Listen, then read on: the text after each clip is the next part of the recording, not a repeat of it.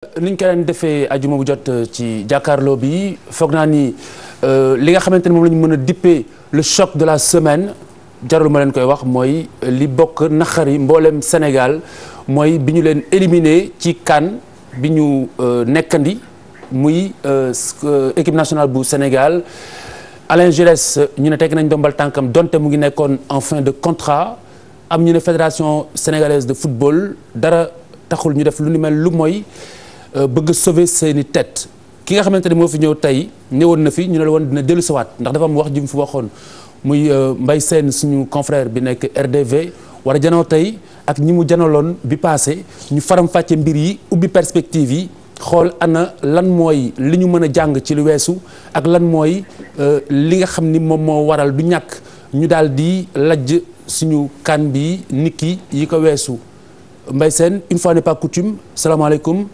yow laay njëkk a jox kàddu gi nga joxe sa sentiment ginnaaw bi lëf li amee ba noppi. Khalifa maa ngi lay nuyu di nuyu sama ñuy téléspectateur TFM di nuyu aussi ñi nga xamante ne ñoo laa si fekk si plateau bi Birima ñoom Bouba professeur ñoom Charles ak ki nga xamante ne bi mooy sama confrère di nuyu ñëpp di dans un premier temps damay njëkk a masaw sénégalais yi di wax ni parce que la frustration la déception la désillusion a été très très grande attente yi ñu doon xaar ci équipe nationale bi yàlla def na ni amuñu ko loolu mooy li nga xamante ni moom laay njëkk a wax sénégalais yi parce que ñëpp seen yaakaar tas na deuxième chose nag di wax ni je pense que ni nous sommes là comme tu l'as si bien dit pour indi li nga xamante ni moom mooy jëmale footballu Sénégal ëllëg daanaka nañ ci waxtaan mais pas que waxoon nañ fi lii def nañ lii que waxoon naa leen ko affaire yoonu je pense que loolu intéressé wul Sénégalais yi Sénégalais yi leen intéressé actuellement mooy lendemain wu équipe nationale Sénégal loolu mooy li nga xam te je pense que moom moo ñu fi indi loolu téléspectateurs yi di xaar si ñun yaakaar naa ne war nañ ñun mën a édifier tuuti c'est vrai que wax dafa am solo ndax waxaat baa tax te waxaat dafay waral ñu am lu ñu jàng ca la ñu jotoon a wax pour bu ëllëgee ñu bañ a def waxeet Birima Ndiaye ah déet yoo laay laaj dama wax ku may laaj bismillah. waaw maa ngi lay nuyu. mais Bouba m'attend avec impatience en xale. xam nga man de rigoler. affaire Giresse jërëjëf ma ciy wax. Sénégal yëpp dégg nañ li ma ci waxoon waxaat ko. mais du Giresse lañ éliminé équipe nationale. waaw may ma rek ma wax la Giresse moo ñu éliminé. déet. Algérie moo ñu éliminé Giresse ak Senghor nu mu tuddati waaye Senghor wax nañu paase ma tur bi. Augustin Senghor ak Giresse ñoo ñu éliminé. ban poste lañ doon joué ci équipe bu Algérie. demoon nga déglu ma saa waay Giresse xamul dara waxoon naa ko du ma di fi waxaat xamul dara ba ma gisee Giresse benn match la defaat benn ma gis mu classé Sénégal yi yu xam nga dégg ma taal rajo yi dégg nañu fukki nit lu ma classé benn équipe benn match jot bu defaat ko ma gis ni heure buy def rek ci population bi lay déglu may la kii dañuy fay suñu xaay xamul dara maintenant man damay dem plus loin que ça. Giresse sax dëkkul Sénégal dañu ko jëloon rek di ko fay Giresse kenn dàqu ko buñ ñu nax kan moo dàq Giresse. fédération Giresse dàqu ko parce que même fin février dañ koy fay xaalisam contrat moo jeex benn mois dañ koy fay kenn dàqul Giresse. Augustin Senghor doomu réew mi la dëkk ci réew mi di gor wala gëm boppam wala dimbali réew mi wala rus nag réew mi rus ni day too xam ne ngay rus réew mi bul xool sa poche bopp. Augustin yàlla moo def muy sportif ñu wóolu ko dénk ko sunu footballu Sénégal yàlla moo def it ba mu ko yoree ba léegi mus cee am ndam lu baax jigul réew mi kon bu mu xaar ñu koy dàq na am honneur jàkkaarloo réew mi ne leen jéem naa mënuma bàyyi naa. waay na bàyyi sunu équipe bi. alors non du ma rek. li ma wax dama ko lancé dama ko ñaan. waay balaa moo pousse réew mi ñu koy wax luñ ko warul wax. te muy doomu su góor dëkk ci dëkk bi quand même. bu ñu jël en otage. très bien alors Papis na démissionné. est-ce que c'est pas simpliste que de dire que Giresse xamul dara waxoon naa ko comme ni ko Birima waxee est-ce que waruñu xëy na man du ma wax xamul dara du ma wax xamul dara mais il n'a pas réussi te ñun entraîneur dañ koy jël pour am réussite pour am li nga xamante ne mooy objectif bi mais pour cas wu Giresse par rapport ak tekkil ma loolu tekkil ma il n'a pas wolof la ñuy wax léegi nag bu ko tekkil ko wolof sa wax ci français waxal wolof li ma wax nga weddi li ma wax devant les Sénégalais. non attends nekk ma fi pour weddi waaw waxal wolof yaa ma weddi waxal wolof non wedduma la Birima te nekk ma fi pour weddi la wala bañ la weddi dama ne du ma ne xamul dara mais je dis que liñ ko doon xaaree li taxoon ñu andi ko dafa ko il a échoué il a échoué. waxal wolof. maanaam dafa lajj. waaw loolu mooy weddi la dafa lajj. ça c'est connu de tout le monde nee nga sax bu ñu wax ci waxu Giresse ah. mais man je vais aller plus loin damay ñëwaat ci avant sax ni ñu parce que on en a parlé ah wax nañ ci équipe bu Sénégal bi xëy na on va revenir sur ça wax nañ li nekkoon piège bi waxoon nañ ko fii ñu ne nañu moytu piège bi parce que ñun dañuy nekk ci position outsider Sénégal. li taxoon ma bokkoon ci ñi gëm ne outsider la dama xool péripéties Sénégal fu mu jaar yëpp ñu rappeler en statistique ñu wax ne depuis 9 ans jàlluñu li nga xamante ni moom mooy deuxième tour ci ginnaaw loolu. Sénégal absenté ci yu bari ay Coupe d'Afrique ah jëlul lu baax bu mu demee ay déconvenus la am. ñëw nekk ci benn poule boo xamante ni ñaari mondialistes ñu ngi ci muy Ghana ak Algérie. ñu génn ci haut la main. terminer les éliminatoires qualifiés balaa match yi di jeex boom bi jóg gars yi ils ont oublié que Coupe d'Afrique compétition phase finale ak éliminatoire am na différence deuxièmement équipe dafay yéeg en puissance nekk outsider bu mu ne hold up parce que c'est pas évident benn aspect bi mooy l'aspect de la communication c'est-à-dire li ñu daloon ci Côte d'Ivoire bu njëkk ba moo ñëwaat ba léegi dañuy jël équipe pour Sénégal équipe boo xam ne dafa nekk en phase de reconstruction équipe en devenir la on a de bons joueurs c'est vrai mais ils sont en devenir ils sont perfectibles dafa am lu leen manqué pour ñu dem mais le danger moo tax chaque fois attends ma terminer chute bi dafay métti parce que dañuy jaay toujours on nous vend que nous avons une équipe qui va prendre maa ngi fàttaliku notion hold up bi nga doon wax hold up c'est beneen bi ma terminer pour Giresse balaa sa waay ne dama ko weddi wala je sais pas c'est que Giresse li ñu faussé kaw Giresse du sax léegi ci compétition bi damay delluwaat ay 2 ans ci ginnaaw bi ñuy génnee ci débâcle CAN bi remplacement Amara fédération bi là je touche la fédération dañu ne woon dafa am benn critère bu ñu établir que nii ngay mel profil bi ngay am pour nekk entraîneur u Sénégal mais bi ñu jëlee Giresse mais li mu si remplir quasiment remplirul benn critère par rapport ak li ñu waxoon pourtant moom moo nekk moom lañ jël ba tey ji voilà ce qu'il nous a amené comme résultat. Alors Bouba xaaral ñu def ñu ñëwaat Charles déjà le résultat ban impression nga ci am ban analyse nga ci am avant ñu avancer ci biir waxtaan bi. non mais li may wax c'est pas tant condition ce que j'ai dit. peut-être que biir va se calmer un peu. non je voulais dire que rek dama ko wane ko yéen journalistes sportifs yi. waaw yéen a yàq football Sénégal ci ngeen bokk. dinañ ñëw ci aspect boobu dinañ ci ñëw après. voilà. Allez Charles. après je vais te dire. n'insulte pas les gens. waaw xam nga pour être honnête dañ fi ne woon en tout cas personnellement que équipe du Sénégal outsider la. Son élimination ne peut pas me surprendre venant d'un outsider. c'est-à-dire nag dafa am ay moments yoo xamante ne dëgg bu jotee dañ koy wax. c'est très facile de cracher sur de tirer sur. mu tudd Alain Giresse quand bien même il aurait une responsabilité ak ñu ko ñëpp wax nañ ko ku ñëpp tufli nga tooy Pape Diouf wax na ko Bakar Dia Pape Diouf c'est pas n'importe qui dans l'histoire du football quand même président de Marseille un ancien international algérien wax na ko tey dans le journal de l'Observateur un ancien ministre des Sports qui se trouve être Bakar Dia wax na ko aussi ça veut dire qu'en fait nit ñi wax nañ lépp maintenant qu'est-ce qui s'est passé. mais Bakar bi mu waxee tontu nañ ko. waaw tontu bi dafa am ñoo xamante ne j'ai beaucoup de respect pour tout le monde mais na ku nekk yam nekk place am aussi. tey Pape Diouf bu waxoon je veux dire quelle que soit la contradiction boo xam ne mën naa ko indi par rapport à ce qu'il est dans le football nekk France ak dans le football dans la profession je me dois quand même de le respecter. donc je respecte Bakar Dia je respecte tout le monde. ah yenn yi yoo xam ne il faut que ñu dal parce que je reste am na loo xamante ne wax na ko et qui est la pure vérité mooy que ñun fu ñu teg suñu football neewu fa mais neewu fa. c'est fort quand même mais je veux dire. avec toute la contradiction boo xamante ni mën naa ko am par rapport à Giresse il a dit une vérité boo xamante ne wax na dëgg fii laa fi toog ma ne ça fait 55 ans ñu ngi dem Coupe d'Afrique ok sur les 55 ans am na benn parenthèse de 18 ans boo xam ne dañ ko toog kër ga amuñu fu ñu toog pour xool loolu lan la ñu war a def ba jël paie c'est pas un hasard c'est pas que tu es au top wala tu es au sommet jël paie c'est être meilleur que les autres pour être meilleur que les autres da nga koy liggéey c'est un programme c'est un projet da nga koy liggéey foo koy jaaralee si xale yi nga koy jaaralee ainsi de suite. alors si à chaque événement maanaam tous les 2 ans ñu jël xaalis teg ko si benn génération mu dem ñu dàq ministre ba dàq fédération dàq entraîneur ba ça fait 55 ans que ça dure. Rien que l'administration Wade a fait partir combien de ministres des sports. Depuis 2 ans il y a eu combien de ministres des sports. boo leen bëgg projet mais ce qui est arrivé à notre football du point de vue footballistique ku xam football dëgg di nga gis ay erreurs. Très bien. di nga ko gis. Très bien alors Bouba.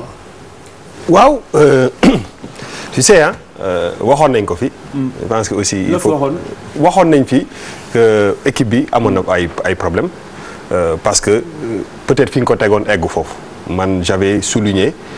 saa ya nee na bu ñu dellu si ginnaaw mais on est obligé c'est-à-dire que mënoo ñëw fii toog après ñu passé bañ ci wax il faut ñu dellu si waat. parce que da nga ma xool fii ne ma ba mu neex la nga ne ma Bouba da nga ma bett man lu tax nga ne ma xamuloo football te man ba ma juddoo ba léegi sama tànk yëpp ay kii la.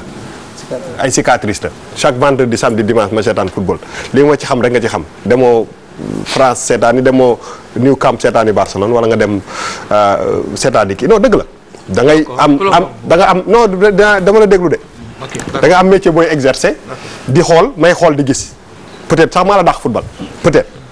parce que booy Medina la xam naa football danaa eggali bàyyi ma may eggali. tournoi RDV voilà donc am nañu une vision tey jii nii. bu ñëwoon fii Sénégal jël coupe bi danaan la ma leen waxoon am na loolu lañ njëkk a wax c'est pas parce que Sénégal dañ ko éliminer rek nga ne bu ñu ci wax ci loolu dañ ci dellu si parce que on avait une vision ak benn opinion par rapport ak non par rapport ak non dafa am lu ma waxoon dama ne dañu ne Sénégal dafa dóor Guinée match amical 5-2 ma ne la Sénégal défense bi dafa am ay problème nga ne ma lan ngay wax nii ma ne la défense dafa am problème wane nañ ko on n'est pas une grande équipe dafa am sama benn xarit bu ma gis mu def benn commentaire mu wax que ni en fait ñun on a peut-être ñaari joueurs yuy évoluer ci benn équipe bu mag ci Angleterre wala dara mais suñu yeneen joueurs yëpp ñu ci bëri yëpp ñu ngi ñafe seen place ci ay équipes yu ndaw am na ci ñoo xam ne xamuñu leen sax mais ñu foog ni quand même ñoo téye àddina bi peut-être que niveau bi ñuy egg parce que bu Afrique du Sud ak Ghana ak Algérie demee ci ak Sénégal nekk ci benn poule Algérie ak Ghana génn ci mais c'est une logique la loolu leer na beneen affaire bi mooy Giresse sama yaay bi seetaan sax nga xam ne xamul ci football dara am na li ay actes yu mu posé si Sénégal ak Afrique du Sud yoo xam ne ku xamul football sax xam nga ni du dëgg du yoon donc on peut pas raxas ko ba mu set Giresse am na ci part de responsabilité bu énorme parce que personne n'a compris ses choix ak yenn décisions yu mu doon jël yoo xam ne non seulement comprendre duñ ko mais aussi leadership bi nekk ci kaw Giresse ñi ko jox non da nga déglu gars yi da nga may déglu non da nga déglu gars yi da nga may commencer teg pression non bàyyi ma may eggali non su ma waxee ñaari phrase nga jël sa loxo bi commencé ko bàyyi ma wax la dama ne la Giresse dañ ko engagé signé la ko contrat jox ko ay responsabilité boo xoolee ni affaire bi demee ni dafa mel ni dafa am benn problème de leadership. Très bien. Entraîneur déglu ma ñi ko signé loo contrat dirigeant yi dañ ko war a teg pression. ok c'est bon. te loolu teguñu ko moo tax mu jël décision yoo xam ne bul wax li nga war a wax lépp football bul wax li nga war a wax lépp professeur si point boobu déjà. après ce résultat. est-ce que c'était prévisible lan mooy sa analyse. bon du ma spécialiste nag boo ma ne lan mooy sa analyse dina xaw a jaaxle tuuti waaye c'est vrai que sénégalais la mais li may njëkk a wax rek nañ dépassionné déjà question bi football bi parce que bu ñu fàtte ne football nag genre benn socc bu ñuy saxal rek bu ma ko doon wax ci waxu philosophie njëkkee dañ koy waxee dañ naan genre opium du peuple la bu football tax ñu fàtte suñu problème réel waaye comme moom moo xew te ñëpp di ci wax il faut que ñu sànni ci sa aflëf rek di inviter nit ñi ñu dépassionné parce que d'abord boo ko seetloo li ñuy wax ci équipe nationale bi yëpp di ko wax ci entraîneur bi yëpp mu ngi toll ci ñaari pàcc ñii ne diw xamul dara comme xamul dara quoi qu'il advienne du ñu mës a yóbbu fenn ñii ne donte xamul dara comme xës naa jël équipe bi nañ ko bàyyi ba mu yóbbu bu ñu yeggee ci cappaandaw ba bu moment di bilan jotee ñu daal di def bilan bi li ñu mën a constater sénégalais yëpp constater ko mooy de manière objective Papis wax na ay critères yu ñu énuméré woon xaw ma ndax Giresse obéir na à ces critères ou pas mais mën nañ d'accord ne am na erreur de casting pourquoi ñu ne am na erreur de casting parce que wax dëgg yàlla boo ko seetloo wax nañ ko fii keroog équipe bi amul benn système de jeu boo xam ne moom lañ ko xamee parce que boo jëlee équipe ba mu doon dajeel Algérie Christian Gourcuff ba mu fa nekkee ba léegi dégg naa techniciens yi ne benn système la adopté mooy 4-4-2 maa ngi lire observateur tey benn ancien international algérien Saifi mu naan li ko jaaxal mooy Sénégal tey mu indil la 3-5-1 suba mu indil la 4-4-3 mu mel ni ay errements yoo xam ne aussi bien au niveau des hommes aussi bien au niveau des choix tactiques. man boo ko fàttali ko comme ni ko bëgg waxee on est obligé ñu dellu ci li ñu waxoon su may fàttali dama leen ne man néew ma fi pour naan aay na wala aayul mais comme contrat moo ko tënk ak Sénégal te fi mu nekk nii ak lu ñu mënti wax kenn du tekki ndombo tànkam à une semaine ou à un mois de la CAN nañ ko bàyyi bu yeggee ba pare. bu ko defee ñu à l'heure du bilan ñu def bilan. mais li may jàpp mooy fi mu nekk nii. parce que am na boo déggoo gars yi ni ñuy waxee ñu ngi la naan woy il faut retourner à la base ñu ngi la naan nañ travailler nangam mais discours boobu boo ko seetloo campagne bu ñu jógee mu échoué discours boobu lañ leen tegal. te man aayuma ci football c'est pas ma tasse à café du moom lay ndekkee waaye football bi boo xoolee ci biir réew yi compétition yi mu ngi dox. maa ngi gis ne équipe yi ba ci jigéen ñi ba ci junior yi ñu ngi engagé wu ñu ngi dem ci compétition yi kon du question de football à la base parce que boo jëlee équipe nationale bi ñi nga xam ne ñoom ñoo fa demoon en 2 ou 3 éléments près mais ñëpp xam nañ fi ñu jógee. ñi Touré Kunda Mbour lañ jógee ñi Casa Sport lañ jógee ñi Feyenoord lañ jógee. donc loolu faux débat la li ñu war a def mooy. ñu daal di seet ne li ñu investir ci football bi bari na ëpp na sax ci réew moo xam ne fi mu toll ci wàllu koom réew mel ni Sénégal la. gannaaw nag investir nañu loolu amuñ ci ay résultats bu ñu ñu jéem a toogaat ñun ñëpp jéem a xool nu ñuy avancer. Très bien professeur merci alors Mbaye juste pour continuer un peu ci sensu jeunesse bi noonu wax dama dégg benn analyse benn constat bu ma interpellé bu am importance à mes yeux ci suñu benn confrère bu RFI mu ne en parlant de jeunesse d'ailleurs que bu fekkente ne ni les entraîneurs les sélectionneurs yi jógee bitim réew dañuy gagner def ay résultats ils sont le sorcier blanc tout le monde est content bu fekkente ne dañu lajj lañu leen joxoon ñu ne ay mercenaires rek lañu dañuy ñëw ci réew pour jël suñu alal dem amuñu njariñ yow noo gisee analyse boobu. non man analyse boobu mënuma ci d'accord et pour revenir un peu Khalifa je pense que nii Sénégal suñu nee équipe bi baaxul man duma d'accord ci loolu pourquoi duma d'accord ci loolu après éliminatoire yi benn but lañ encaissé benn match lañ perdre contre Tunisie à la dernière minute lañ ko perdre muy match boobu. Très bien mais d'abord le jugement que l'on porte sur les sélectionneurs bu ñu ñàkkee ay mercenaires lañu bu ñu amee ndam ay sorciers blancs lañu. non ñun suñu satisfaction entraîneur blanc moo ñu ko jox 2002 pour la première fois ñu dem quart de finale coupe du monde et c'était un blanc moom moo ñu jox loolu. finale coupe d'Afrique 2002 boobu noonu un blanc tel moo ñu yóbbu foofu. mais celui qui a reconstruit le football sénégalais à l'intervalle diggante 98 laay wax ba fi ñu toll nii ba Sénégalais yi di commencer dundaat football bi mais c'est un blanc Peter Schnittger la avant Peter Schnittger y a eu Otto Pfister mais mënuma d'accord ci loolu. ce sont les blancs qui ont vraiment amené le football ba ñu commencé ko di ko aimer nii actuellement je suis pas d'accord ci analyse. non mais justement mais à ce moment-là c'est des sorciers blancs. Alléluia et autrement c'est les mercenaires donc pour dire que jeunesse actuellement il fait l'objet d'une agression d'une agressivité et cetera. non Khalifa man loolu am naa ci benn. waaw benn. waaw lu ma bëgg dafa am loo xamante ne war nañ ko éviter mooy jugement de valeur. je pense que jugement de valeur yi xaju fii.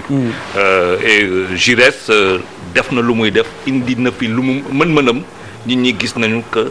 doyul ñëpp wax nañ ko reproché nañ ko un certain nombre de choses mais am na ñeneen fi nekk maintenant nag il faut que aussi ñun ñoo xamante ne mooy ñun journalistes yi il faut que aussi ñu xam lu ñuy wax parce que am na ay mots yoo xamante ne amuñu place surtout boo amul preuve bi boo amul véracité boo deful investigation boo xamante ne moo la mun a may ngay wax kii mooy lii wala kii mooy leneen dafa am loo xamante ne bokkul ci sport parce que ce qui s'est passé ci temps yi entre la presse ak Giresse ça dépasse tout entendement am na ay affaires yoo xamante ne bokkul ci suñu liggéey nous ne sommes pas des objecteurs de conscience duñu ay juges duñu ay policiers duñu ay c'est-à-dire dañuy rapporter des faits nit ki dafa am loo xamante ne da nga koy approcher mën naa bañ a d'accord ak yow mais quand même il y a un minimum donc il y a des termes qui me semblent scandaleux. professeur pour parce que question bi nga posé c'est une question importante parce que loolu wax dëgg yàlla c'est la meilleure manière d'insulter les Africains mais dañ koy mériter li tax ñu koy mériter parce que que damay yàgg a wax ne am na benn complexe bu ñuy développé par rapport à notre propre expertise.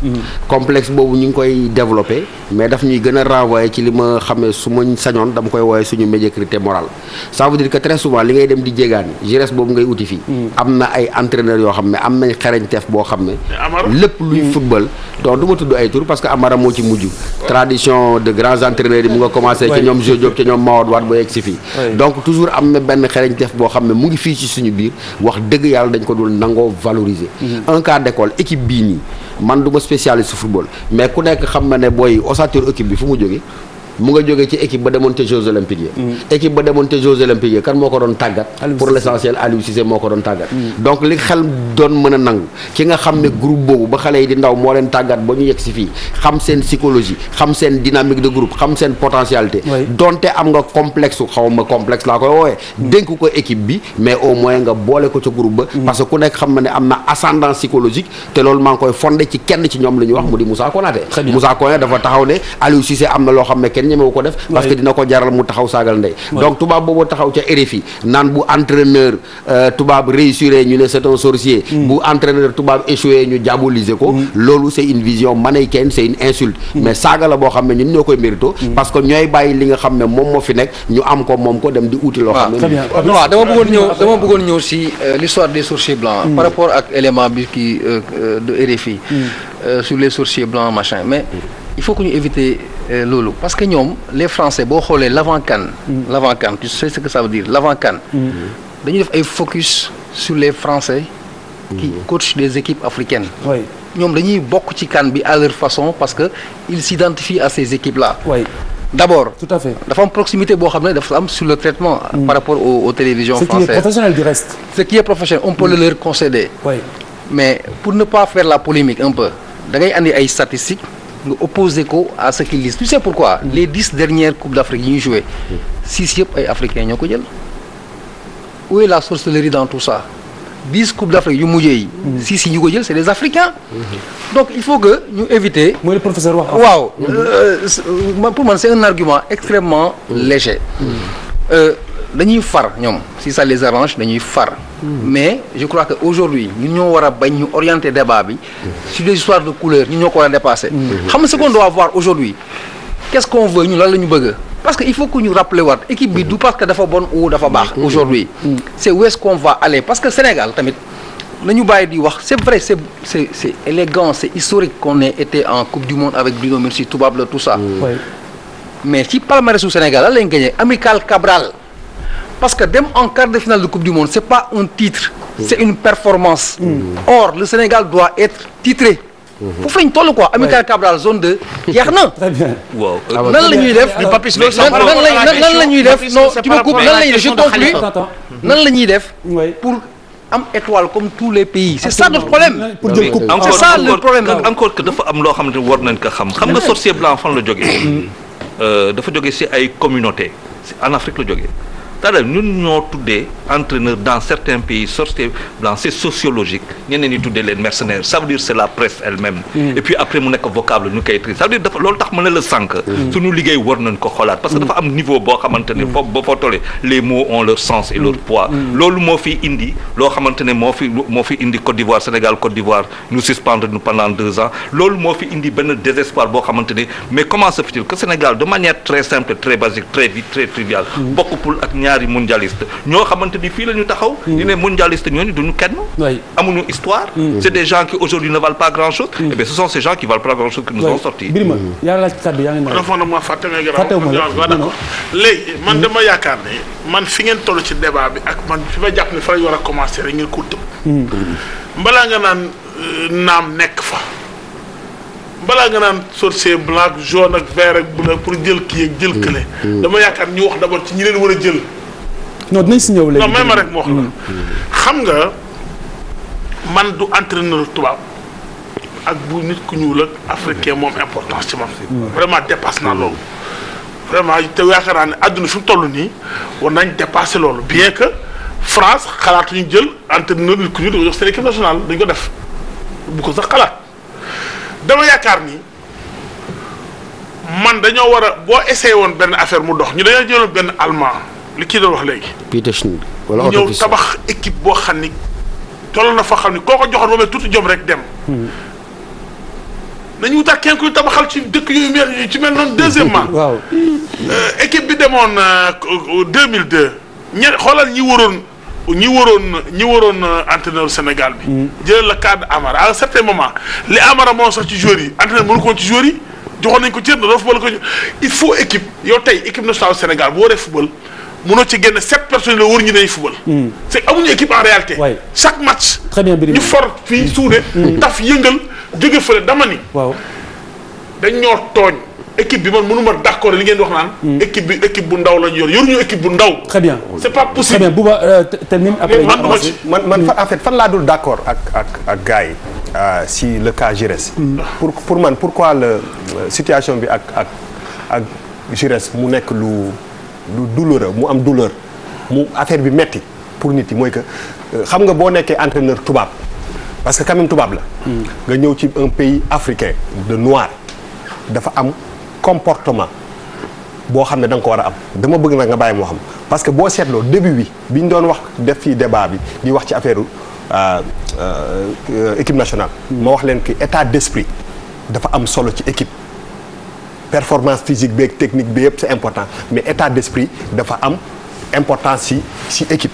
Giresse soo jógee extérieur nga ñëw ci dëkk da ngay li ñu naan anglais bi naan blend da ngay jaxasoo ak culture bi c'est important c'est bien pour que état d'esprit groupe bi Giresse les actes qu'il a posés par rapport à la presse pourquoi je pense que la presse des fois est assez dure avec Giresse moo que Giresse na ma baal de mais on peut à la limite le taxer de antipathique arrogant tu sais une équipe nationale soo ko gérer mais on doit te poser des questions yu metti Giresse gars yi dañ koy invité ci plateau yi tu lui poses une question bu gën a ndaw mu dindi micro bi maa ko gis yéen chaque jour nga gis ko dindi mais entraîneur équipe nationale ñëw ko def France wala fenn il ne nous a pas respecté en tant que africain moo tax affaire bi metti parce que tout simplement Giresse dafa foo ko fekk il a son visage de même bu gagné c'est très difficile de voir le sourire si moom et ça pour man c'est important et loolu c'est la faute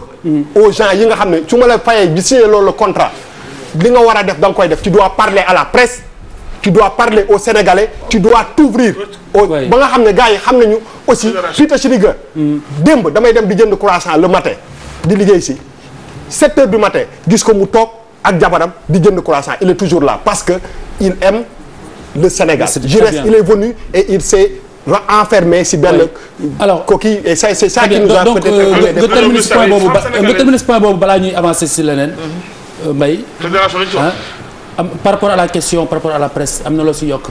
non mais non c'est juste pour dire que ni rek nii ça tout le monde le sait ci Alain Giresse xam nga c'est sa nature aussi xam nga nit ki te nature mënoo ko soppi su fekkante dafa dem ci bërëb xam nga loolu c'est sa nature. je suis pas d'accord avec vous pour avoir daa leen wax benn affaire j'ai quand même man de Metsu avant Metsu et Papis ne me laissera pas mentir ici j'en ai fait des coupes du monde et des coupes d'Afrique Giresse lu mu def nii entraîneur yëpp tubaab yu fi ñëw ils l'ont fait ngeen xam ko non dama bëgg ngeen xam ko loo xamante ne ñun dañ ko dund man dama ko dund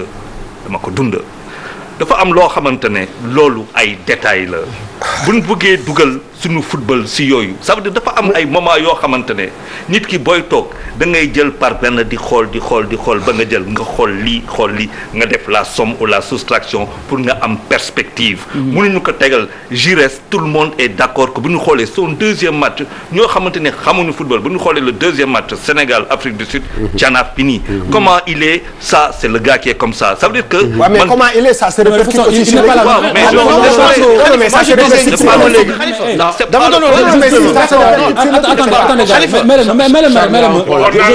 je suis d'accord pour ñu wax ci principe bi mais pas d'accord sur la personne.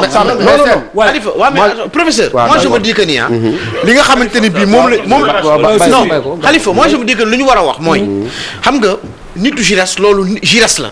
nu mu munti mel loolu Giresse la. mais on peut pas fonctionner comme ça. mais non Bouba moi je me dis que ni Giresse loolu moom la xam nga actuellement lan lañ soxla même jeunesse tey su renfermé woon kanam gi journaliste bu ko wax mu ne du wax ak moom te muy def ay résultats loolu duñ ko calculer. en effet il faut que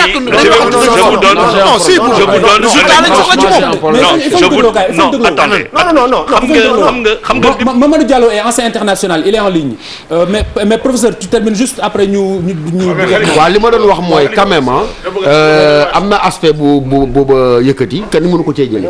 xam nga aspect bi lan la parce que aussi mun leen ignorer ne ki nga xam ne dafay pratiquer football bi mu ngi koy def ci benn culture. je prends un exemple moom jël na Peter Schnittger mën naa jël koo xam ne bu may dëkk Thiaroye je le voyais fréquemment muy ñëw ci booy yëmbal dimanche matin di créer école football muy Claude Leroy. ça veut dire que football du rek dóor bal expression culturelle la donc yow boo ñëwee ci réew bugg a defar footballum réew il faut nga nangoo nekk en contact avec la sociologie et la culture de ce pays. daf lay faciliter. nga comprendre groupe bi nga xam ne ñoom nga gérer daf lay permettre. donc ce n'est pas la loolu tax ma ne. et c'est non c'est pas du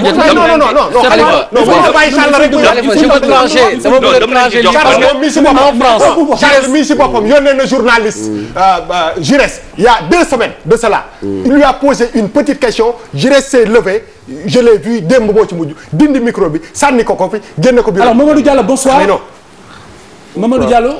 Khalifa na nga def. Mamadou Diallo ñu ngi lay fay merci beaucoup si attente bi donc je pense que jot nga fortaatu tuuti ci li ñu wax donc ñu ngi toll ci chapitre bi nga xamante ni moom mooy jeunesse digganteem ak presse nationale bi presse sénégalaise ak lecture bi nga xam ne moom la si presse étrangère bi def notamment la presse française yow noo gis loolu déjà.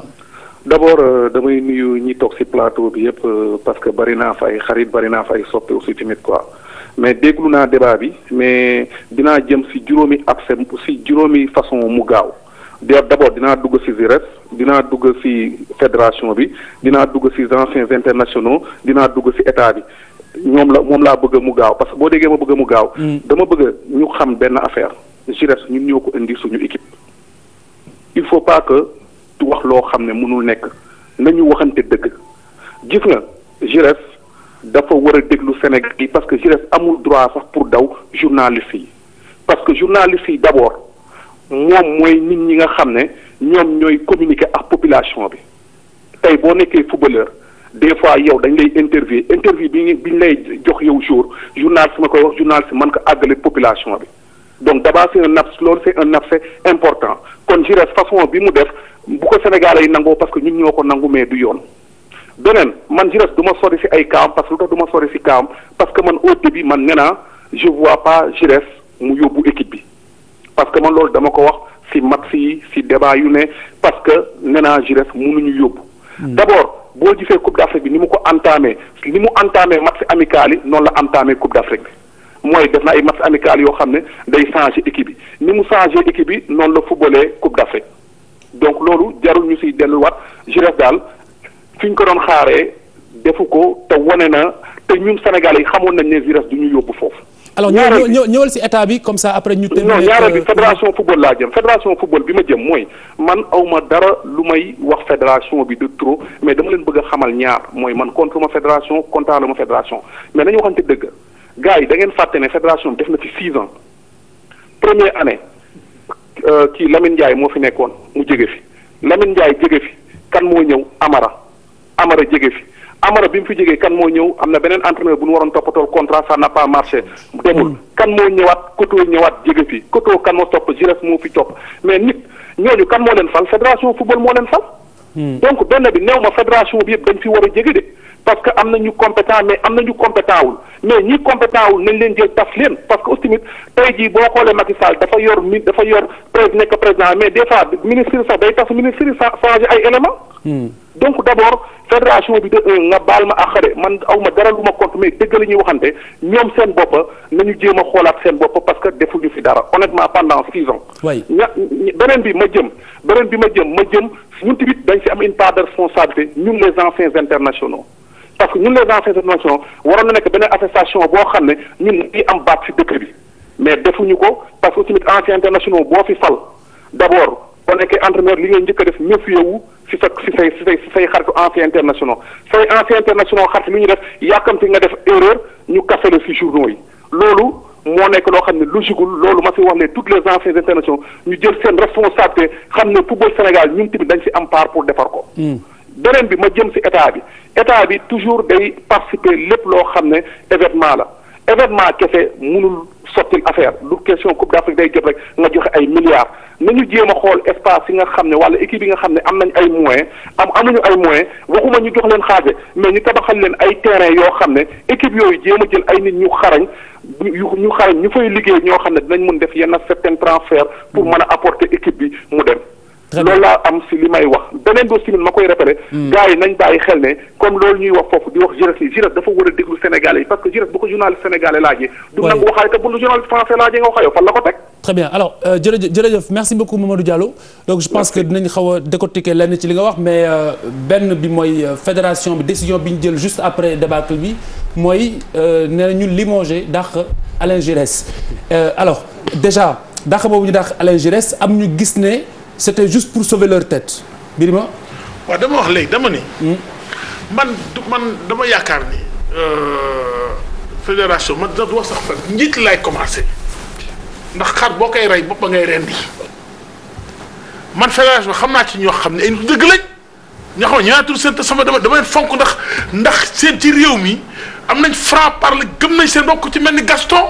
c'est quelque chose nga xam ne ni Gaston nit ku gëm boppam la nit ku am franc parler nit ku xam lu mu bëgg la du ma gisee mbokk nag ci biir fédération bi ne boobu la ma koy déglu dégguma ko je dis à mon frère Gaston maa ngi koy déglu mon camarade beneen bi Augustin Senghor moom laay wax. quand tu dis Gaston moi je pense à la lutte. waaw non mais ci mooy président Ndiambour. je sais bien dafa football dafa bokk ci fédération bi. dama ni Augustin moo war a yërëm Sénégalais yi. jox ñu cër ngir yàlla. bàyyi bu ko deful ñi ngi wax le ministre du sport mu respecter réew mi def ay lobby bu ko dàqee dañuy sanctionner même am na fu mu mën a jaar ba daaneel Augustin Senghor état mën na ko. mais dàq bi ñu dàq Giresse doyul. waaye de dama ni dégg nga wax la. man de boo doon par ngor. bu doon Augustin Senghor respecté na ko respecté réew mi. waaw ba mu ne Senghor dàq naa la dañuy teg dàq naa saa bopp. mais gor la. loolu ci aspect fédération la. fédération. non li Pape Diouf wax laay ñëwaat parce que c'est une référence en football. Pape Diouf wax na les joueurs ont échoué la fédé a échoué le technicien a échoué échec total la mais li ma gëm mooy fédération moom mooy jël ñiy joué mooy fay xaalis mooy joxe prime mooy signé mooy bañ a signé mooy ànd ak ñoom mooy jël man mënu ma comprendre kon mu am débâcle nga ne man bokk ma signé la concerné c'est contradictoire fédération mooy première responsable beneen bi responsabilité boobu lan moo tax mu gën a doy waar pour ce contexte pourquoi Augustin Senghor c'est un grand que nous respectons très poli très correct c'est vrai mais am na yenn succession d'échecs buy am nga ngànk ci benn affaire day am benn interprétation après fédération bi Sénégal ñëpp a ko moom 14 millions sénégalais ñëpp seen koppar dem na ci parce que état bay financé encore que fédération la boo xam ne dafa ndóol li ngay dégg prime victoire ak organisation match yëpp tout c'est l'état du Sénégal ça veut dire que ce sont les Sénégalais qui contribuent à faire vivre et le football et la fédération yow moom loo ko da nga ko bokk ay nit nga am 3 épreuves yu difficiles yoo xam ne c'est des déconvenues quoi c'est des frustrations man la cohérence man m'aurait dicté ma ne kenn ci Sénégalais 14 millions yi def naa ñetti yoon kaay nga jéem man ma dimbali football bi parce que dimbali football Sénégal du rek forcément nekk fédération wala di voyager wala di non tu peux aider le football façon yu bëri am na quoi vraiment pour aider le alors Bouba la décision bi fédération bi jël est-ce que c'était la bonne est-ce que am na beneen boo doon xaar bu dàq Giresse tout simplement waaw mais xam nga je pense que maître Augustin Senghor presque à l'unanimité Sénégalais yi dañ ko respecté parce que am na quand même benn lu muy dégager et man de yaakaar naa ni il veut faire dara lu positif pour football sénégalais mais dama doon waxtaan ak benn nit ma ne ko même ci chance dafa bokk ci nekkin nu nit chance rek ñàkk chance rek war na mën a tax nga bàyyi dara dem wuti leneen aujourd'hui kenn mënul wax que ni maître Augustin Senghor n'a pas essayé mais dafa mel ni nguur dafa mel ni Afrique dëkk yi sax nangootuñu président bu fiy toog au-delà de 2 mandats bi fi amee président bu ko doon jéem a toog gis nga na gars yi nii def kenn du ñett bool c'est-à-dire que benn instant soo mënul dem et je sais que y a tellement d'autres choses feneen fu mu mënti indi ay apporter aussi contribution pour Sénégal jëm kanam benn moment je pense que li ma doon wax sànq. dafa am un problème de leadership. le comportement de yenn nit yi ñu jël sax pour man damay aujourd'hui fii ngay liggéey directeur ba. bu ñëwee fal benn comptable bu problème amee responsabilité bi ci directeur bi lay ñëkk a commencé donc aujourd'hui maître Augustin Senghor. problème kilifteef nga jàpp ne moo am. non dafa am ay problème par exemple le problème de Giresse. dafa bokk ci problème équipe nationale bi. et le problème de Giresse. ñi ko jiite je pense que il am na benn lu ñu assuré wul. aujourd'hui vraiment tourner page bi ñu impliqué comme ni ko Diallo waxee ay nit yoo xam ne quand même ñi fi nekkoon def fi ay jaloore. xam nga man lan moo ma jaaxal. et puis foofu rek laay daane non fenn rek moo ma jaaxale nga nekk si benn discipline muy football.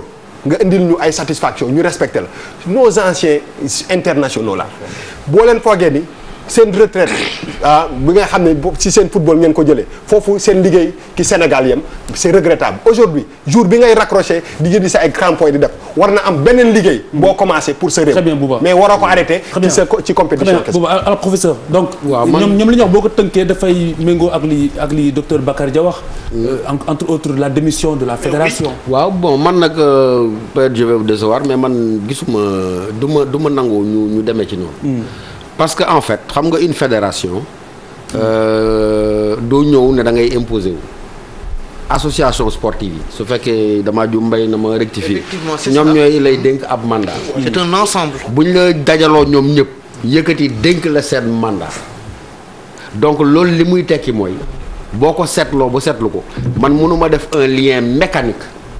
entre Stéphane Badji bu waroon na jël benn défenseur di nelaw ba waa ji yoxosu ko dem dugal suñu kër ma ne xëy na Augustin Senghor moo waroon dugg ci biir terrain bi daal di marqué. waxin non mais laissez-le terminer. waxin la. waxuma ne yaa ko wax misaal la pour wane ne li ngeen di wax mën ngeen ko poser en termes d'exigence morale daal di ne moralement. comme dem naa bii compétition benn. dem naa ñaaru compétition dem naa ñetti compétition sama xel nag war na maa wax ne wax dëgg yàlla naa jël la ngay jébbal ko keneen loolu exigence morale la mais man munu ma ne man maay ki nga xam ne mooy le gardien de la morale damaa jàpp ne Augustin c'est un homme qui a été dans une situation nañ ko may moom mu xool parce que dama jàpp ne tribunal ba njëkk mooy tribunalu sa xelu bopp mu xoolal boppam moom ndax mandat bi ko gars yi jox assemblée sportive yi ak échec yi nga xam ne moom la cumulé ci kaan yi doy na pour mu ne day tekki ndombo tànkam wala mu mën a jàpp ne en toute liberté man aw ma ci benn part de responsabilité parce que la ma waroon def naa ko ba mu jeex. foofu la problème bi amee nag. mais laissez-le finir ah non foofu problème foofu moom d'accord uñ ci ak yow. Khalifa. am na ci. non mais est-ce que waxuma loolu dama ne Birima. attends un instant. bàyyi ma terminer Birima man waxuma dama ne. Augustin Senghor. moom bu tëddee waxtaan ak ngegenaayam. waaw moom moo mën a xool daal di ne man. sama situation mooy.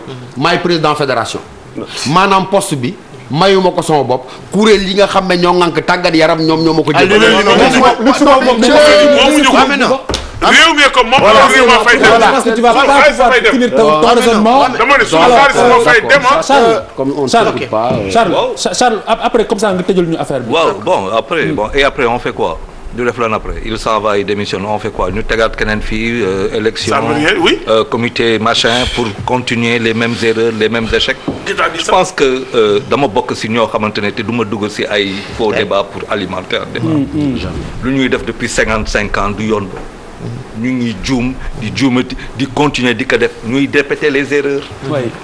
dafa yàgg dama ne tey champion du hasard gagner coupe d'Afrique du hasard da nga koy liggéey lan nga war a def pour arriver à ce résultat là léegi pour ce qui concerne fédération bi.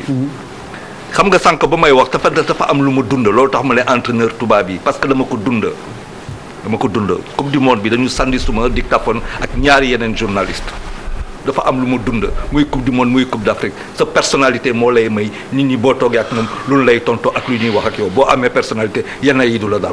loolu laa bëggoon wax. très bien nga doon tubaab wala nit ku ñuul. fii la ñu toog en 2008 am benn match bu am solo am benn joueur boo xamante ne dañ ko suspendre mu tudd Mamadou Niang mu bind lettre d'excuse laaj pour ñëwaat. lan la ñu def suñu équipe. dem indi ñoo xamante ne pare nañu on a été éliminé ñëpp gis contre Gambie ba nit ñi sénégalais yi toog ministres yi toog dans le stade Cheikh Tidiane Sy Bakar Dia. c'est des choses yoo xamante ne dund nañ ko fii. donc ça veut dire ce sont les mêmes erreurs qu'on reproduit. ñooñu nag dañu am liberté. responsabilité parce que justement mooy ñoo fi ne tey. tout le monde se souvient qu'à un moment ici. dañ ne woon Lamine Ndiaye dañ koy renforcer ak Amara Traoré. mu indi coow bu dul jeex. la presse a été certains journalistes nekk fi de véritables agences de communication jàppale li ñu war a jàppale. lu bàyyi fédération bi dem comité de normalisation ñëw ñan ñoo ne woon comité de normalisation bu ñu xoolee bu baax qui étaient les hommes. ñoom ñoo fi ne ba léegi. au bout d'un certain nombre d'années et je rejoins totalement le professeur. mooy lu ma wax sa xelu bopp mooy la conscience. nit ki day toog. léegi nag dañu war a xam benn affaire dañu war a xam nag benn affaire. dafa am loo xamante ne ay dispositions la. si FIFA moo la kay kii. wante tam état. dafa am ay jaar-jaar. parce que jaar-jaar. quand on s'est retrouvé confronté à benn problème avec une fédération. de kii dafa am ay jaar-jaar yu ñu def. pour que comité de normalisation ñëw. kooku nag xel la. Khalifa. moi je pense que ni. man je pense que ni man dama yaakaar ni. je rejoins professeur ak Charles Faye. gis nga football bi ñi ko ŋànk ñëpp ñoo war a toog ñu waxtaan. loolu mooy li njëkk. gis nga suñu fi indoon Pep Guardiola. assisté de Carlo Ancelotti. José Mourinho nekk seen 3e adjoint. les problèmes dañuy persister et dañuy demeurer. mais dina changer ça va changer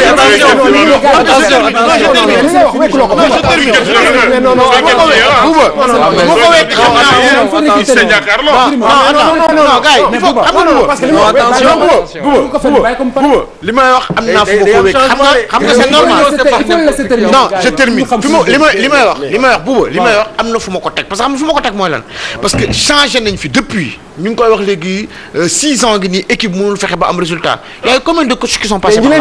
waaw mais non nañu waxtaan non xam nga en ce moment ñi leen fi teg waaw tey Alain Giresse mënul mais Alain Giresse ku mu remplacé non Alain Giresse ku mu remplacé kooku Alain Giresse remplacé kooku remplacé Alain Giresse kan ak kan la remplacé mais y a eu énormément d'entraîneurs yu succédé ci banc équipe nationale. alors juste pour rebondir il va me rester 5 minutes pour rebondir Diallo dafa wax lu am importance dafa ne affaire bi dafa mel ni événementiel par exemple événement bu amee rek gars yi génne seen xaalis def seen discours et cetera alors que à la base ñun bi ñu éliminé bi ñu suspendre suñu stade fan lañ dem football yi Maroc alors est-ce que affaire bi ce n'est pas justement repartir des infrastructures. Ouais, mais non, repartir des petites catégories. Est-ce que waruñu toogaat. génn suñu xel coupe bi liggéey. mais non. mais bàyyi leen ni ñu wax mënu leen mënuñu monopoliser parole bi côté bële c'est pas possible. ah non il faut nga bàyyi ñu wax. mais waxal. dama ne. ñun suñu constat. mais Birima regarde-moi. bàyyi boobu mu wax après. non dama ne suñu constat c'est par rapport ak situation actuelle bu ñuy dund ngeen di dem ci historique bi vous êtes les techniciens ñun waxuñu loolu li ñu wax moom mooy que dañu seetaan am bët di xool am xel di seetaan li fi xew bi Sénégal demee Coupe d'Afrique ñu éliminer ñu ci manière bi ñu éliminer constat bi moom mooy que à l'unanimité ñëpp xam ne ni Giresse am na ci part de responsabilité bu mag. mais c'est le principal responsable. waaw voilà exactement léegi ñi ko fi teg disposition peut-être yi ñu waroon jëluñu ko pour man kenn amul luxe toog ne bon damay seet ndax man damay démissionner wala le peuple équipe nationale Sénégal moo ko moom am na nu muy demee les gens ont le droit les gens ont le droit de poser cette question non Khalifa pour revenir à non nga toog ko yow yaay décider pour revenir à Bouba pour te dire Bouba non attends je termine non Birame dañuy déglu woon xam nga encore li may wax xati mu ngi nii mais li nga fi waxoon de bu ko fi waxati. attends déglu rek li may waxati mu ngi nii man naa ko wax parce que li nga waxoon bu ko fi waxati parce que yaa ngi demaat ci chemin boobu nga fédération. non li nga fi waxoon moom léegi ma ñëw rek xam nga li ngay wax li may wax li ma waxoon keroog rek laay waxatiwaat. déedéet bu ko fi waxati. gis nga xam nga mooy lan mooy Bouba fédération du peuple moo koy tas. merci. fédération non déglu rek fédération. mais peuple day teg pression association mais non déglu non da ngeen di déglu xam nga Khalifa sooy teg. xam tu vas les ignorer tu tiens ton discours. waaw mais parce que ñii li ñuy wax xamuñ ko mënuñoo avancer. Vas-y Mbaye. non li ñuy wax ñi xamuñ ko mënuñoo avancer. xam nañ ko bu baax. non xamuloo ko buuba soo ko xamul doo def fédération. peuple dafa koy teg pression wala état dafa xamuloo ko mënuloo ko non moom xamuloo ko buuba. mais nga bàyyi wax xam-xam je vois pourquoi vous êtes des amis. excuse-moi. je comprends pourquoi ils sont des amis. dama bëgg nga yegg non daf fi ñëwoon ne xamuloo football. Birima yaa loolu lay waxaat encore xamuloo ko parce que soo ko xamoon. doo ne frais peuple bi ak état bu nekk tas fédération. ça se voit que vous ne comprenez pas le football. waxuñu loolu bu ñu wax loolu ñu waxul. Mbaye s'il te plaît léegi Birima yaa Bouba. non mais yéen ñaar les Sénégalais qui nous écoutent. dañu ne laissent pas parler. Ils ne laissent pas parler. Vous allez parler. non wax depuis ça 2 minutes pour parler après. Laissez-le finir de grâce. waxal. j'ai même soif parce que su ma à force d'écouter Birima ak Bouba damay mar. naanal damay naan rapidement non damay naan rapidement. dama ne état bi tey. yéen xamu leen li ñuy wax yéen xamu leen li ñuy wax. bàyyi leen waxal. ma ne fii. état population dañu mën a daaneel fédération. ñoom ñoo moom débat bi côté laissez-le parler. Vas-y Charles. am na fi jurisprudence. Vous n'avez pas besoin qu'on vous donne la parole, vous la prenez quand vous voulez. Parfait. non Laissez les gens wala ñu ko parler, joxul rek ñu jël ko on continue. wala ñu ko joxul ñu jël ko. Vas-y Charles. dama ne am na fi jurisprudence mooy que Sénégal est passé d'une fédération à un comité de normalisation. Comment l'État est-il parvenu à cela? Très bien. C'est tout. mais non Très bien. wax ji bi ma fi toog ak léegi. wiiri jaari jaari voilà. maa leen njëkk ne état bi mënu ko dàq. mais am na fu mu war a jaar loola kon loolu mooy kon il confirme. que waay dafay war a jóge xam nga jabar boo ko takkoon tey di Sénégal ñu réew ñu gëm. mais waxu jabar fii waxu fédération la ñuy wax. am kër amoo xam-xam sa waay. dégg nga wax la nga am sa kër am oto am ay millions compte bancaire nga takk mu sëy sa compte bancaire yeen naaw kër ga naaw oto ba accident te nga fase ko. nañ fase waaw dama am yow yaa gëm xam-xam yooyu. mais bul tontu ñii nag c'est les journalistes yi nga xam ne ay amitié. non xool nga tëdd ay xar nga ñu ay am xarit mooy envoyé xarit ci fédération bi. non mais non xam nga actuellement non Khalifa. ce que Birima est en train de dire là xam nga dafa rafetul sax ci déggin.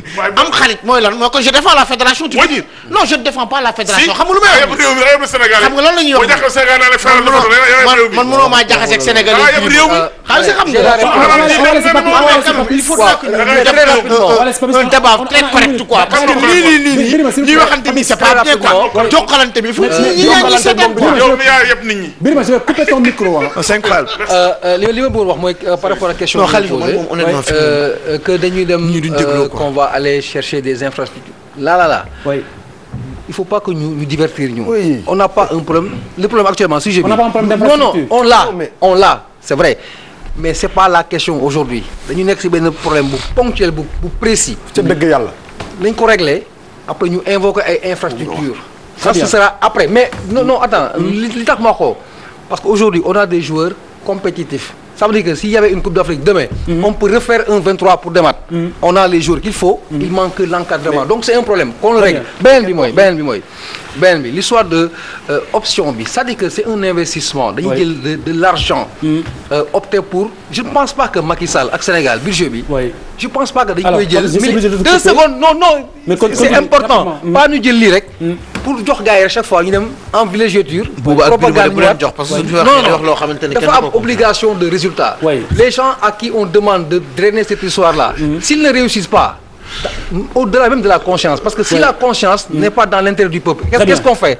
Est-ce qu'on va attendre? Non, il faut être pragmatique. Il faut qu'on lui dise la vérité. Il faut être pragmatique. Parce que à l'essentiel, changer ce qu'il faut changer et de façon courageuse pour l'intérêt du Sénégal. Merci beaucoup d'avoir encore une fois répondu à notre invitation. mais non mais Khalifa kaay ma la benn affaire xam nga rapidement. non da ci dul mujjee par rapidement non la dernière fois non doo ko fi mujjee yaa fi waxoon dara waaye xam waaye déglu li nga fi waxoon la dernière fois dara amu si mooy li ma ne xamoo football.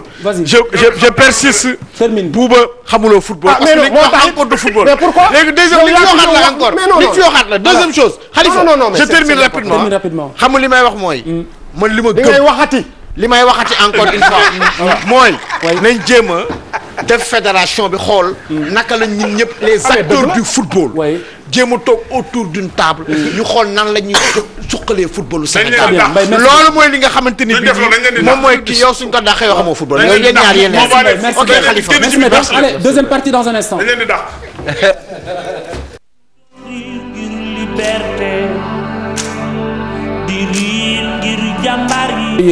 Comité directeur bu parti démocratique sénégalais yabal ndaw gannaaw seen manifestation bi ñu doon amal ak plan d'action bi nga xam ni tëral nañu ko nee nañu ngir xeex liberté ak xeex droit de manifestation ak yeneen ak yeneen ak yeneen waaye ginnaaw tunga ni teew ñu nataal Tambidou mu ngi toog Saër salaamaaleykum donc yaa ngi bokk ci PDS membre comité directeur alors très rapidement d'abord nga expliquer ñu rek ana lan moo sabab plan d'action bi ngeen tàmbali déroulé.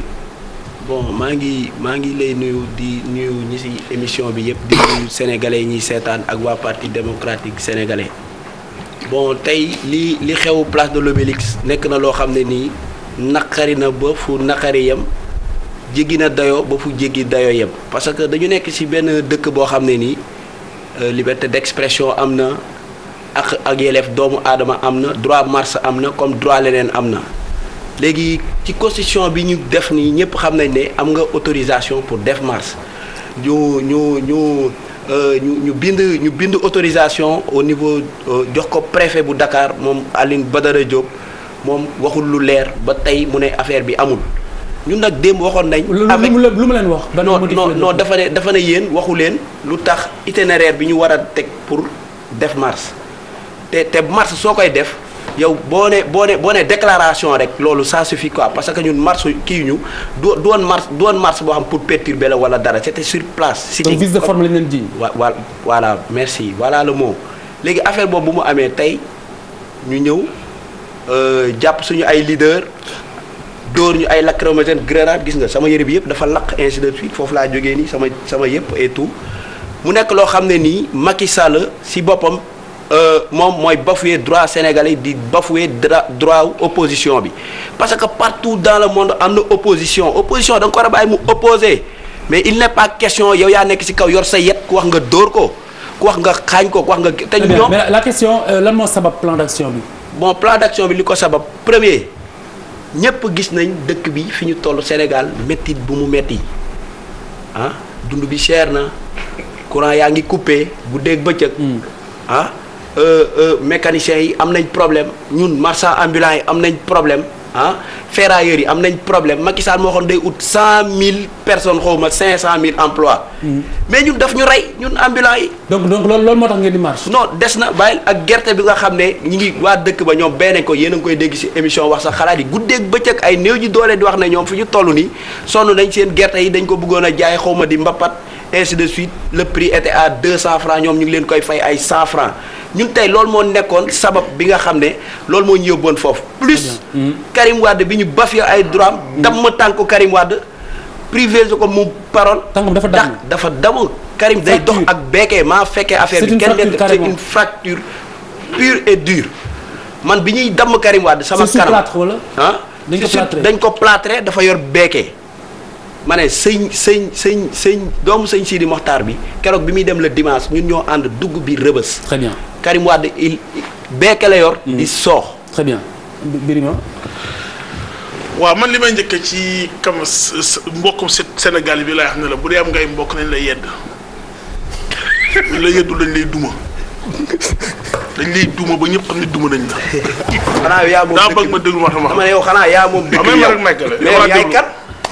man duma ko ñuy dóor xool ma bu baax. si mais ko bàyyi ko maagal yi man nga may maagal voilà amooy mbokk moo mbokk nañ la woo yedd la dama ci république la ñu nekk te man je m'adresse la parole à Macky Sall ñun ñëw moom suñu réew fal ko mu nekk président du Sénégalais moo ñu war a aar moo ñu war a respecter. le problème bi du Macky Sall. may eggale dama ne man maa wax li ma xalaat. waaw. parce que ñii dañuy fontoo sa xalaat bi baaxul. waaw may gën a yow sa xalaat bi ngay xalaat. may gën a nga wàcc terrain xam nga fan la commencé am. ñu ñii ay nit yu du ma ni xamuñu mais xamuñu lu bari. bàyyi xaste bi nag biir. xasuma maa ngi wax li ma xalaat. na ma wax lu ko xalaat ci man.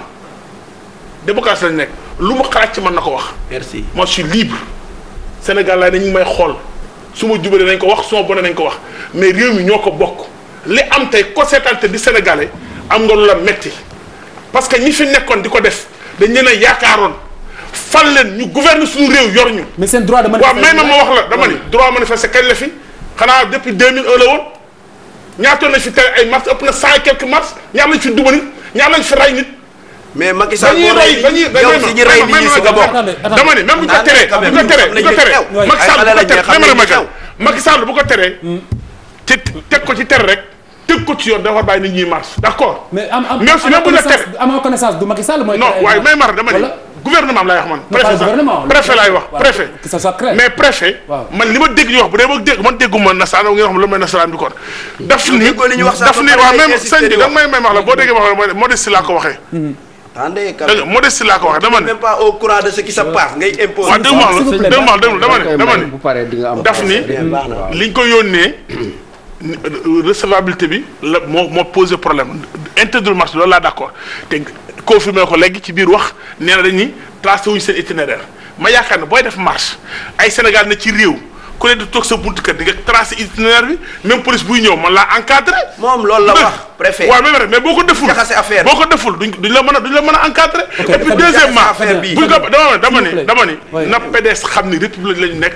dañ respecter les institutions de la République. alors merci Birima balaa ñu avancer juste une petite question oui ou non donc est-ce que déclaration bi itinéraire mu ngi ci ou pas. lépp mi ngi ci. itinéraire baa ngi ci. déggoon ma c'est une question de politique. très bien alors Papis. waaw la question c'est droit de marche wala. c'est ça en réalité. bon c'est de la récurrence. dans quelle mesure en fait lañ ko mën a faire valoir dans ces conditions. non man li ma ci xam ci wàllu autorisation c'est vrai que c'est la constitution qui le consacre. ñu mën a marcher loolu on l'a dit tout le monde le sait maintenant si le préfet estime qu'il y a des en général je parle sur les principes en général bu fekkee dafa am trouble à l'ordre public da koy rejeter.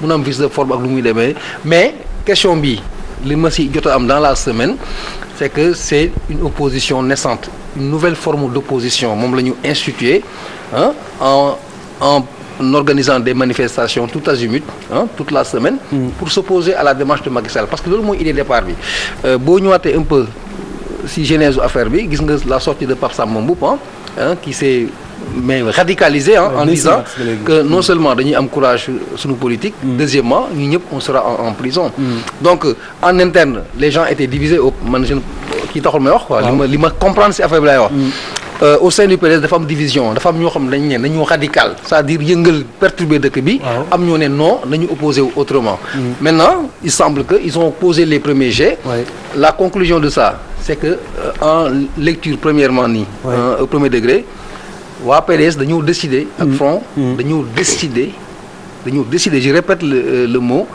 perturber quiétude dëkk bi pour que Karim Wade ak ñi ñu tëj génnaat Karim Wade entre autres lim nga yeneen motivation donc Charles déjà motivation yi mu lim ak dans quelle mesure est-ce que lañ mën a faire valoir seen droit de manifestation. waaw man Khalifa je pense que dafa am ay lecture boo koy teg en tant que homme politique yii mooy am boo koy teg en tant d'homme d'État beneen lecture ngay am quel que soit mais nañ bàyyi ñu dox bu fekkente ne dox bi ci biir violence expression violence mooy maanaamu logique violence moo fi nar a am parce que violence politique dafa am mode opératoire u PDS dañ ko xamoon xaw ma est-ce que moom moo fi nekk ba léegi mais xamoon naa ko parce que mode opératoire bi moo doon violence bi c'est son mode opératoire la violence mooy la violence instrumentalisée violence boo xamante ne moo lay may nga am le contrôle social defoon nañ ko fi mais loolu gisaguma ko loolu en tout cas gisaguñu ko bu fekkente ne dañu nekk ci dëkk boo xamante ne am nga toute la puissance lu mu tudd de la sécurité et de la sûreté am nga mun nga quel que soit kii mun nga def lu ngay def bu fekkente ne nag violence moo fay mujj mais bu boobaa nga régler sa problème. alors professeur.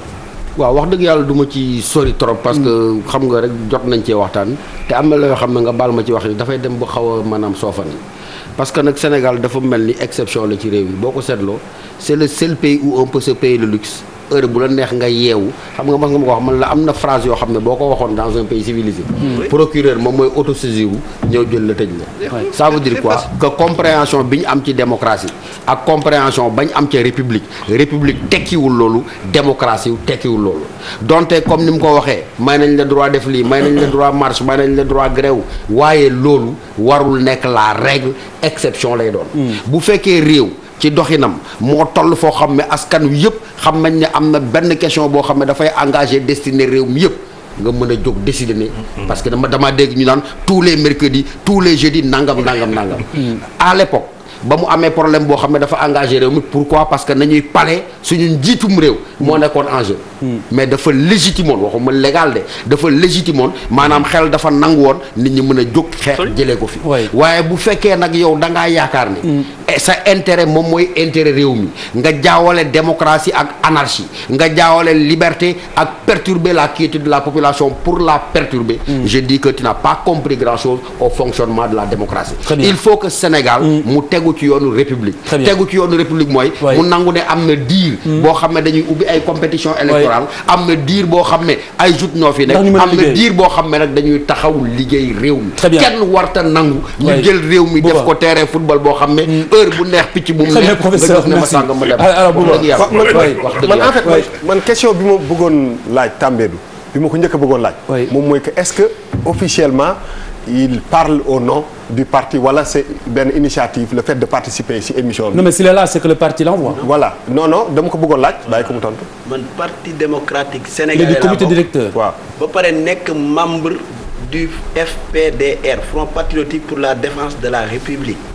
waaw en fait la raison pourquoi ma koy wax mooy. si li ñu seetlu. parti démocratique sénégalais. moom rek waxuma sax ñi mu àndal c'est un grand parti. c'est pas pour sous-estimer ko moom wala dara mais dañu amoon habitude gis ay kàngam yuy gàddu benn affaire xam nga soit dañuy soofantal émission bi wala ñu ne dañ leen envoyé benn boy. mais non mais non sëñ bi ngay wax dañ laa déglu nag. parce que émission bi ñëpp dañ koy seetaan te dañ ciy bàyyi xel defe naa d'après li ñu xam donc yow nga ñëw au nom du parti wax au nom du parti ça me surprend un peu honnêtement daf may xaw a surprendre un peu. parce que kaddu parti bu mel ni PDS je pense que je m'attendais à autre chose loolu benn affaire la olof dafa ne ku miin sa xuloo yëpp la loolu dafa am solo aujourd'hui li nga fi wax que ni moom moo tax ngeen di marche à part le problème Karim Wade man personnellement pour man même bu dee on est dans un pays où il y a des difficultés amul ci dara loo xam ne mooy justifier le fait que ngeen bëgg jël dëkk bi toutes les semaines jël fi 3 wala 4 jours dara taxawu ci nekku ci à un niveau boo xam ne lenn rek moo tax nga koy def parce que man j'aime bien nit buy assumer j'aime bien nit boo xam ne day wax lii moo tax man may def lii. Très bien. vous faites ça parce que Karim Wade mi ngi ci kaso bi ñu ngi koy jugé. Très bien bàyyi ko mu tontu. voilà loolu man bàyyi ko mu tontu après ñu avance rapidement. dama la bëgg a tontu ci benn affaire. parti yow yaa ko wax yaa nekk parti démocratique sénégalais c'est un grand parti. raison pour laquelle dañu bàyyi démocratique lañu wax parti démocratique sénégalais amul militant amul secrétaire général tey président Blade mënoon na toog fii comme mën naa fi toog yaa ngi dégg bu baax léegi yow boo ma déggee nga ne voilà Sénégal li fi xew mais fii dëkk bi doxul. bari Sénégal li fi pétrole xew mooy lan mais taxawal léegi ma wax la li fi xew ñëpp a ngi koy gis depuis Macky Sall ñëw ci bopp nguuru réew mi dëkk bi dafa kale kak non man waxuma ak yow.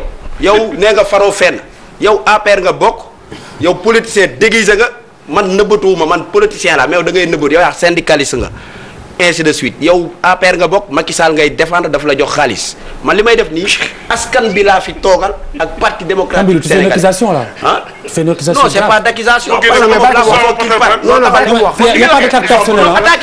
attaqué wu ma excusez-moi si su fekkee ne da nga ko gisee attaque kon maa ngi C'est jégalu grave. Sur ce man li ma plateau-là, gisee rek laa waaw kon jégalu quoi. Ouais. mais dama bëgg a wax grand bi nii moom. man Bouba Ndour laa. waaw Bouba Ndour. voilà.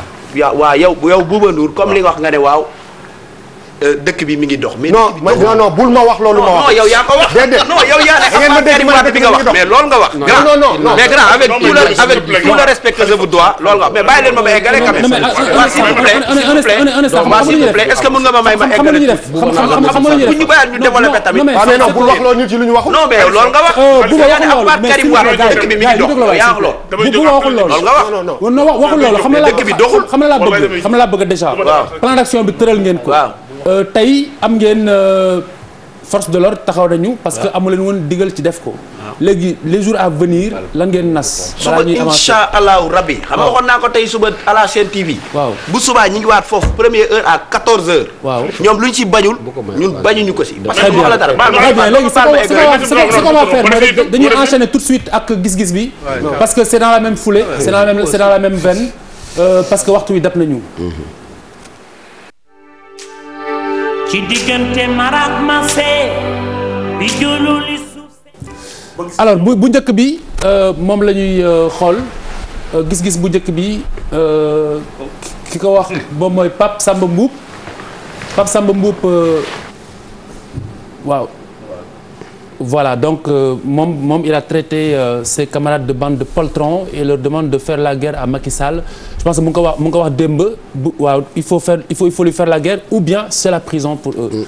Papis. waaw moom laa doon wax léegi ah. moom laa développé bon voilà donc je crois que damay répété wu rek si li di. Birima. non Khalifa man bala wax gis yow laa njëkk a xool ma jóg dem tout de suite. mais dama ni dalal.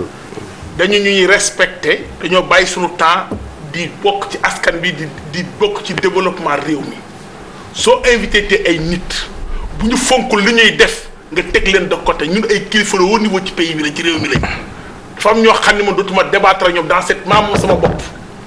très bien alors dama tontu waxi dof. Birima Pape Samba Mboup du ma tontu wax yi waxatuma ak ñoom. loolu mooy dootuma ci wax. très bien alors Bouba la si xam. loolu moo gën ci yow la si xam. waaw mais bu fi ah. waaw la si xam sa parole ñëwagul boobu la si xam. waaw mais moom laa lay wax xam nga man du ma wax ak militaire ñun ay civil lañu c'est-à-dire que dafa am benn discours boo xam ne finalement après moom mooy prends ton kalachnikov et commence à tirer. ñun on est déjà non c'est vrai c'est-à-dire que et c'est regrettable pour man am na benn moment boo xam ne buñ ci nekk nañu wax ak ay nit yoo xam ne quand même jàmm moo leen tax a jóg mais wax yoo xam ne day insinuer le fait de taal dëkk bi wala dara kooku man je ne. professeur ba tey déglu waaw li ma ci wax professeur. man du ma bind gis-gis bi c'est dans le même ordre li ma wax ni xam nga sànq nee naa sëñ bi nga baal ñu tuuti pour ñu dégluwante donc sànq nee naa la am na déclaration yoo xam ne boo ko defee ci yenn réew yi bokk ci li ma xam procureur day autosaisir parce que bu benn citoyen taxawee quel que soit par ailleurs légitimité cause ba muy défendre jàpp ma ne am na benn citoyen bu war a taxaw naan dëkk bi dinañ ko def nii wala dinañ ko def na loo mënti defit da nga koy teg ci cadre bi nga xam ne moom la teg siy teg. Très bien Charles. waaw man je n'ose pas croire que le PDS ce n'est que ça. Ouais. loo xam si li Pape Samba Mboup wax. bon Pape Samba Mboup lu mu wax nii vraiment maa ngi kontaan si position bu mu jël bon parce que moom ak Farba Senghor ñoom motiver nañ nit ñi PDS amul ay ragalan mais PDS kenn mësu ko gis mu rey nit. très bien PDS reyul étudiant PDS reyul policier PDS violent wul. mais yow PDS mais def nañ ci benn marche ma ne def nañ ci benn marche.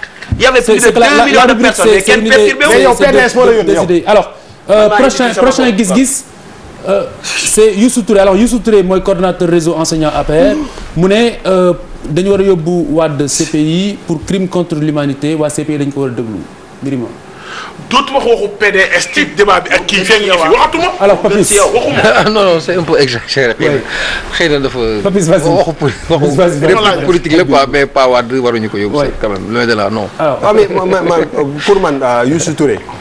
peut-être jouer le rôle de l'aile dure d'un parti. ne te donne pas xam nga des fois peut-être yenn opportunité ngay yóbbu ngay wax président Abdoulaye Wade loolu pour man c'est n'importe quoi. Professeur. waaw dama jàpp ne dérive verbale la. comme ni ñu ko dénoncé am na yoo xam ne donte ci cour nga bokk wala nga bokk ci opposition yi ni ngay waxee da nga ko war a sàmm parce que da nga war a jox cër askan wi jox cër démocratie. Charles. waaw dérive verbale xam nga ne pas être d'accord avec Wade ne veut pas dire que respecté wuñu ko. il a été notre président. alors Tambédou. bon man fii bon yow je vous respecte. non mais Tambidou si gis-gis bi quoi dama bëgg ne li Youssou Touré wax loo si xam. Youssou Touré moo ne ils ont les armes intellectuelles et physiques. non je veux dire sur cette citation en fait émission dafa am format. citation bi la ñuy wax quoi li mu wax nii si citation précisément si nga réagir.